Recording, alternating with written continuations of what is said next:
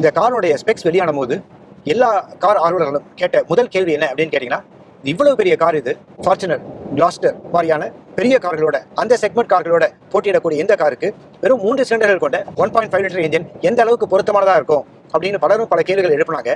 So நமக்கும் அந்த கேள்வி இருந்தது. ஸோ அந்த கேள்விக்கான விடை தான் அப்போ நம்ம தேடிட்டு இருக்கோம். இந்த இன்ஜினுடைய பலவீனத்தை பற்றி பல பேர் பேசும்போது நிசானினுடைய பலத்தை பற்றி பேசினாங்க.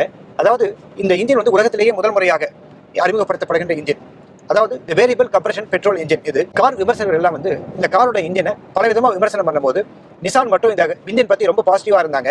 ஸோ இந்தியாவுக்கு முதலாக இந்த variable compression petrol turbo engine நாங்கள் இன்ட்ரடியூஸ் பண்ணுறோம், தெரிக்க விடும் அப்படின்னு சொன்னாங்க.